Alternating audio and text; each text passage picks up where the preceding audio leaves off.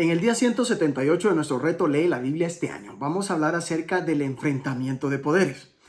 Hace algunos años, David, que por cierto no es su nombre real, un joven abogado que asistía a la congregación, en la primera noche contó que era ateo y venía con el solo propósito de desestabilizar a la gente de la iglesia, lo cual intentó hacer cada vez que asistió.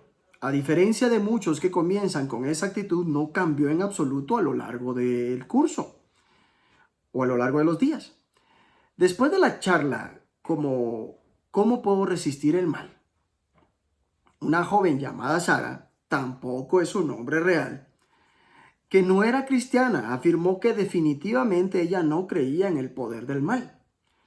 Aquella era su mayor piedra de tropiezo para convertirse en cristiana. Pero más tarde aquella noche David se enfadó de una manera extrema sin una aparente razón y como si un poder demoníaco hubiera tomado el control de él, amenazó físicamente a uno de los ayudantes de la iglesia de una manera terrible. Sucedió que Sara vio el incidente, así como el poder de Dios obrando por medio de la reacción amable y comedida del ayudante. Sus ojos se abrieron al mundo espiritual y puso su fe en Jesús aquella misma noche. John Wimber definió el enfrentamiento de poderes como el choque entre el reino de Dios y el reino de Satanás. El apóstol Pablo escribe, porque no estamos luchando contra poderes humanos, sino contra malignas fuerzas. Efesios 6:12. El poder de Dios en ti es muchísimo mayor que el poder del mal. Salmos 78, versículos 32 al 39 dice lo siguiente. Con todo esto pecaron aún y no dieron crédito a sus maravillas. Por tanto, consumió sus días en vanidad y sus años en tribulación. Si los hacía morir, entonces buscaban a Dios, entonces se volvían solícitos en busca suya. Y se acordaban de que Dios era su refugio y el Dios Altísimo su Redentor. Pero le lisonjeaban con su boca y con su lengua le mentían, pues sus corazones no eran rectos con él. Si estuvieron firmes en su pacto, ni estuvieron firmes en su pacto, pero él, misericordioso, perdonaba la maldad y no los destruía. Y apartó muchas veces su ira y no despertó todo su enojo. Se acordó de que eran carne, soplo que va y no vuelve. Salmo 78 nos está recordando que debemos comprender la naturaleza del mal. Dios quiere que aprendamos de nuestros errores y no sigamos repitiendo los mismos pecados una y otra vez. La historia del pueblo de Dios consiste en que a pesar de todo lo que Dios hizo por ellos, siguieron pecando. Dios en su amor por nosotros respeta nuestra libertad, aunque tiene el poder de anular nuestra libertad, no lo hace. A pesar de todo, no creyeron en sus maravillas, actuó de manera sobrenatural en favor de su pueblo. Los castigaba y ellos volvían a él, pero entonces lo halagaban con la boca y le mentían con la lengua. No fue su corazón sincero para con Dios. Aún así, una y otra vez lleno de compasión y misericordia, perdonó su maldad y no los destruyó. ¿Por qué el mal parece prevalecer tan a menudo a pesar del poder de Dios? Puede que este pasaje nos dé parte de la respuesta. No se trata simplemente de un choque entre el poder sobrenatural de Dios y el poder sobrenatural del mal. Los seres humanos y la libertad humana son parte de la educación, son parte de la ecuación. Como escribe el apóstol Santiago, cada uno es tentado cuando sus propios malos deseos lo arrastran y seducen. Santiago 1:14. Al leer acerca del poder de Dios en este salmo, recuerda que por medio del Espíritu Santo ese poder vive ahora en ti. Leamos ahora Hechos 18, versículos 9 al 28. Entonces el Señor dijo a Pablo en visión de noche, no temas, sino habla y no calles, porque yo estoy contigo, y ninguno pondrá sobre ti la mano para hacerte mal, porque yo tengo mucho pueblo en esta ciudad. Y se detuvo allí 1 año y 6 meses enseñándoles la palabra de Dios. Pero siendo Galión procónsul de Acaya, los judíos se levantaron de común acuerdo contra Pablo y le llevaron al tribunal diciendo, este persuade a los hombres a honrar a Dios contra la ley. Y al comenzar Pablo a hablar, Galión dijo a los judíos, si fuera algún agravio o algún crimen enorme, oh judíos, conforme a derecho yo os toleraría. Pero si son cuestiones de palabras y de hombres y de nombres y de vuestra ley, vedlo vosotros, porque yo no quiero ser juez de estas cosas. Y los echó del tribunal. Entonces todos los griegos, apoderándose de Sóstenes, principal de la sinagoga, le golpeaban delante del tribunal, pero a Galión nada se le daba de ello. Mas Pablo, habiéndose detenido aún muchos días allí, después se despidió de los hermanos y navegó a Siria. Y con él Priscila y Aquila, habiéndose rapado la cabeza en Cencrea, porque tenía hecho voto, y llegó a Éfeso y los dejó allí, y entrando en la sinagoga discutía con los judíos, los cuales le rogaban que se quedase con ellos por más tiempo, mas no accedió, sino que se despidió de ellos diciendo: es necesario que en todo caso yo guarde en Jerusalén la fiesta que viene, pero otra vez volveré a vosotros si Dios quiere. Y zarpó de Éfeso. Habiendo arribado a Cesarea, subió para saludar a la iglesia y luego descendió a Antioquía. Y después de estar allí algún tiempo, salió recorriendo por orden la región de Galacia y de Frigia, confirmando a todos los discípulos. Llegó entonces a Éfeso un judío llamado Apolos, natural de Alejandría, varón elocuente, poderoso en las escrituras. Este había sido instruido en el camino del Señor y, siendo de espíritu fervoroso, hablaba y enseñaba diligentemente lo concerniente al Señor, aunque solamente conocía el bautismo de Juan, y comenzó a hablar con denuedo en la sinagoga. Pero cuando le oyeron Priscila y Aquila, le tomaron aparte y le expusieron más exactamente el camino de Dios. Y queriendo él pasar a Acaya, los hermanos le animaron y escribieron a los discípulos que le recibiesen. Y llegado él allá, fue de gran provecho a los que por la gracia habían creído, porque con gran vehemencia refutaba públicamente a los judíos, demostrando por las escrituras que Jesús era el Cristo. Hechos 19, versículos 1 al 13. Aconteció que entre tanto que Apolos estaba en Corintios, Pablo, después de recorrer las regiones superiores, vino a Éfeso y, hallando a ciertos discípulos, les dijo: ¿recibisteis el Espíritu Santo cuando creísteis? Y ellos le dijeron: ni siquiera hemos oído si hay Espíritu Santo. Entonces dijo: ¿en qué pues fuisteis bautizados? Ellos dijeron: en el bautismo de Juan. Dijo Pablo: Juan bautizó con bautismo de arrepentimiento, diciendo al pueblo que creyesen en aquel que vendría después de él, esto es, en Jesús el Cristo. Cuando oyeron esto, fueron bautizados en el nombre del Señor Jesús. Y habiéndoles impuesto Pablo las manos, vino sobre ellos el Espíritu Santo, y hablaban en lenguas y profetizaban. Eran por todos unos 12 hombres. Y entrando Pablo en la sinagoga, habló con denuedo por espacio de 3 meses, discutiendo y persuadiendo acerca del reino de Dios. Pero endureciéndose algunos y no creyendo, maldiciendo el camino delante de la multitud. Se apartó Pablo de ellos y separó a los discípulos, discutiendo cada día en la escuela de un llamado Tirano. Así continuó por espacio de 2 años, de manera que todos los que habitaban en Asia, judíos y griegos, oyeron la palabra del Señor Jesús. Y hacía Dios milagros extraordinarios por mano de Pablo, de tal manera que aún se llevaban a los enfermos los paños o delantales de su cuerpo, y las enfermedades se iban de ellos, y los espíritus malos salían. Pero algunos de los judíos exorcistas ambulantes intentaron invocar el nombre de Jesús, el nombre del Señor Jesús, sobre los que tenían espíritus malos, diciendo: os conjuro por Jesús, el que predica Pablo. Hechos 18 y 19 nos hace la reflexión acerca de que debemos tomar autoridad sobre el poder del mal. Lleno con el poder del Espíritu Santo, el apóstol Pablo derrotó a los poderes del mal. Se enfrentó a un ataque de todos a una. Una noche el Señor le dijo a Pablo en una visión: no tengas miedo, sigue hablando y no te calles, pues estoy contigo. Aunque te ataquen, no voy a dejar que nadie te haga daño, porque tengo mucha gente en esta ciudad. Así que Pablo se quedó allí 1 año y medio. Es de suponer que el Señor habló a Pablo de esa manera porque sintió la tentación al encontrarse de cara el mal otra vez, cuando lo llevaron otra vez ante los tribunales con acusaciones falsas, de tener miedo y dejar de hablar quedándose callado. No te rindas ante la oposición. Pablo vio enfrentamientos poderosos entre el bien y el mal. Dios hacía milagros extraordinarios por medio de Pablo, a tal grado que a los enfermos les llevaban pañuelos y delantales que habían tocado el cuerpo de Pablo y quedaban sanos de sus enfermedades, y los espíritus malignos salían de ellos. El poder de Dios en el ministerio de Pablo era tan impresionante que incluso la gente que no era cristiana trataba de invocar sobre los endemoniados el nombre del Señor Jesús. Decían: en el nombre de Jesús, a quien Pablo predica, les ordeno que salgan.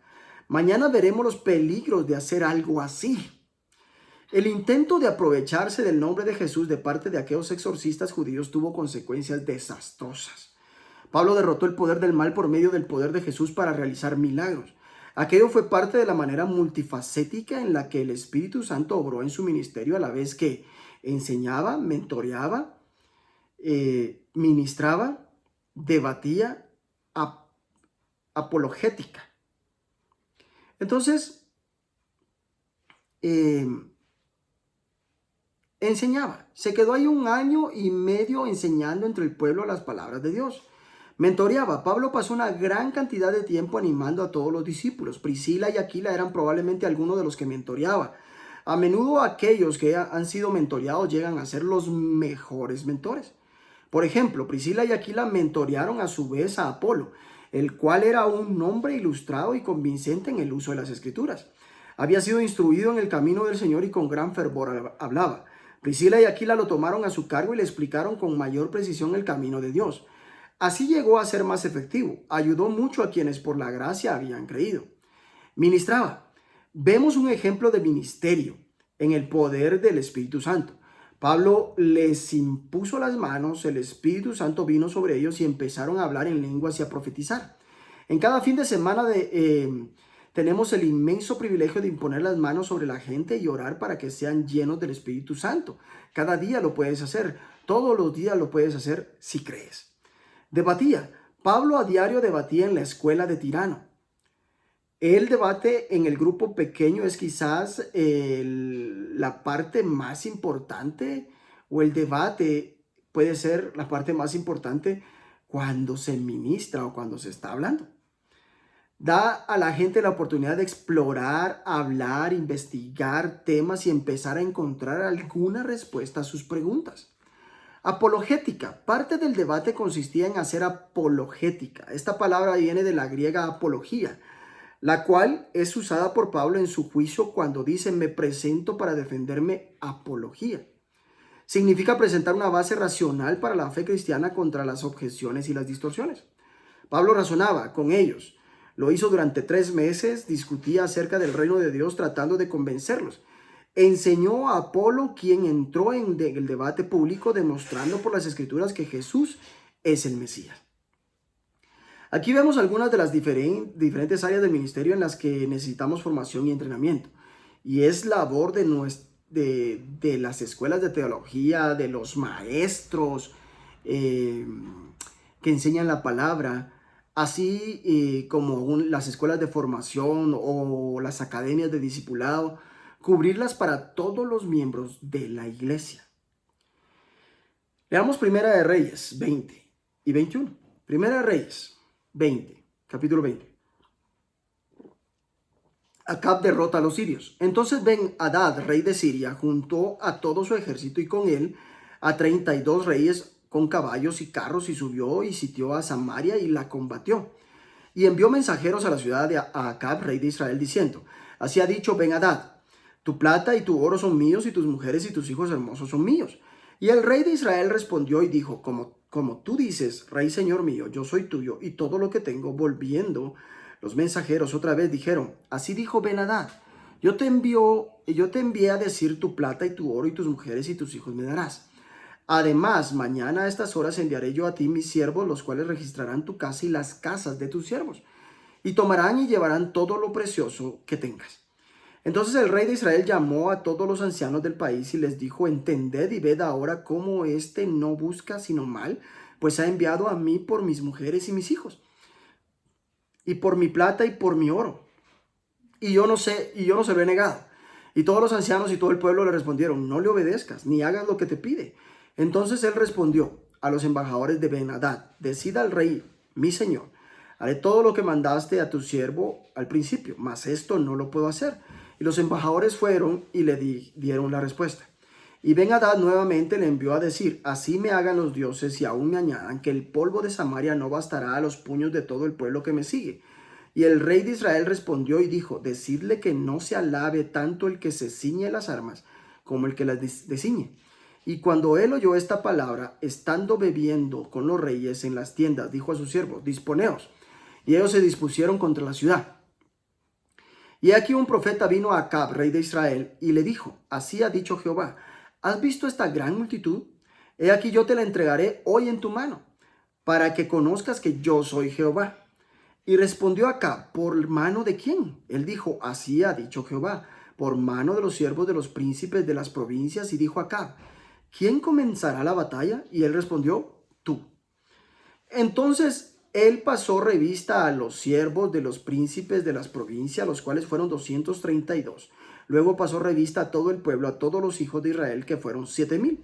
Y salieron a mediodía, y estaba Ben-Hadad bebiendo y embriagándose en las tiendas, él y los reyes, los 32 reyes que habían venido en su ayuda. Y los siervos de los príncipes de las provincias salieron los primeros, y Ben-Hadad había enviado quien le dio aviso diciendo, han salido hombres de Samaria. Él entonces dijo, si han salido por paz, tomadlos vivos, y si han salido para pelear, tomadlos vivos. Salieron pues de la ciudad los siervos de los príncipes de las provincias y en pos de ellos el ejército, y mató cada uno al que venía contra él. Y huyeron los sirios siguiéndole los de Israel, y el rey de Siria, Ben-Hadad, se escapó en un caballo con alguna gente de caballería. Y salió el rey de Israel, e hirió la gente de a caballo y los carros, y deshizo a los sirios, causándoles gran estrago. Vino luego el profeta al rey de Israel y le dijo, ve, fortalécete y considera y mira lo que hagas, porque pasado un año el rey de Siria vendrá contra ti. Y los siervos del rey de Siria le dijeron, sus dioses son dioses de los montes, por eso nos han vencido. Mas si pelearemos con ellos en la llanura, se verá si no los vencemos. Haz pues así, saca a los reyes cada uno de su puesto y pon capitanes en lugar de ellos. Y tú, fórmate otro ejército como el ejército que perdiste, caballo por caballo y carro por carro. Luego pelearemos con ellos en campo raso y veremos si no los vencemos. Y él les dio oído y lo hizo así. Pasado un año, Ben-Hadad pasó revista al ejército de los sirios y vino a Afec para pelear contra Israel. Los hijos de Israel fueron también inspeccionados y tomando provisiones fueron al encuentro de ellos. Y acamparon los hijos de Israel delante de ellos como 2 rebañuelos de cabras, y los sirios llenaban la tierra. Vino entonces el varón de Dios al rey de Israel y le habló diciendo, así dijo Jehová, por cuanto los sirios han dicho Jehová es Dios de los montes y no Dios de los valles, yo entregaré toda esta gran multitud en tu mano para que conozcáis que yo soy Jehová.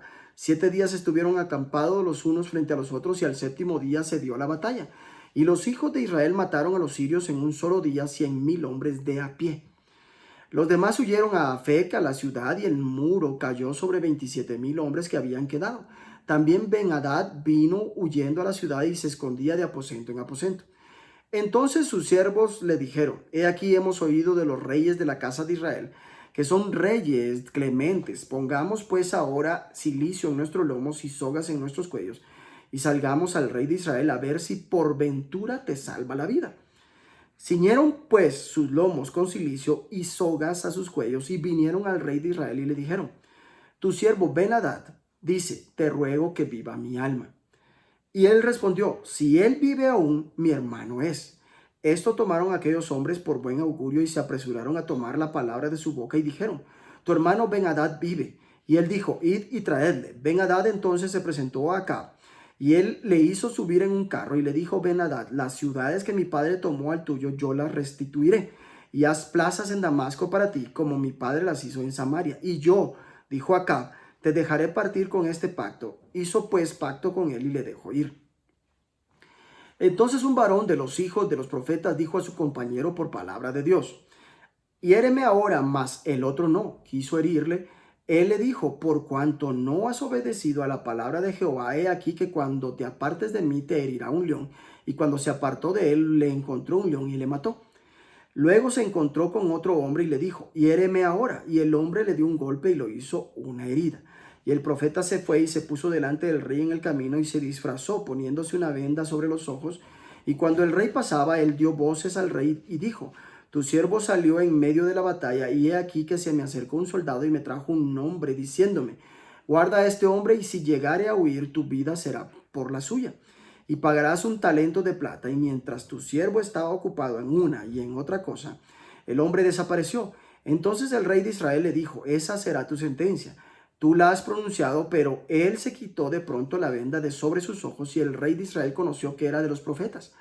Y él le dijo, así ha dicho Jehová, por cuanto soltaste de la mano el hombre de mi anatema, tu vida será por la suya y tu pueblo por el suyo.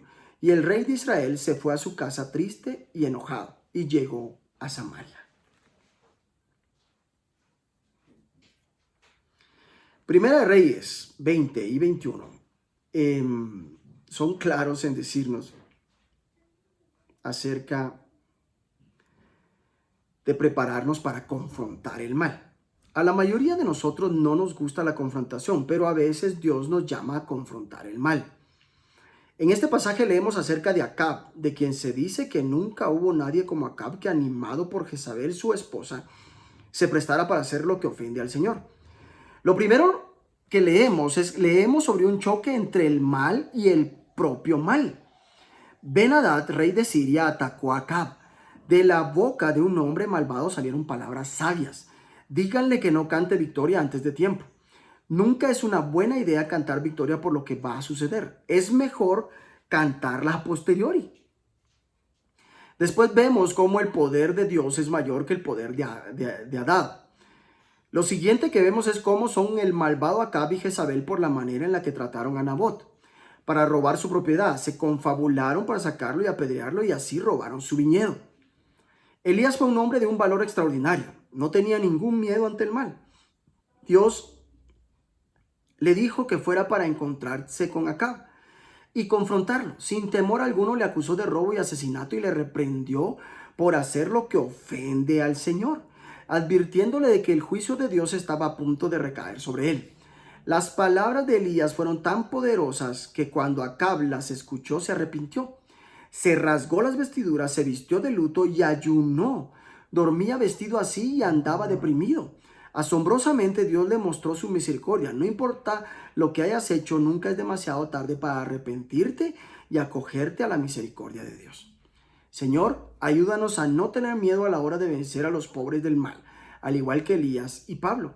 Danos la valentía ante el mal y llénanos con tu Espíritu Santo. Que Dios te bendiga.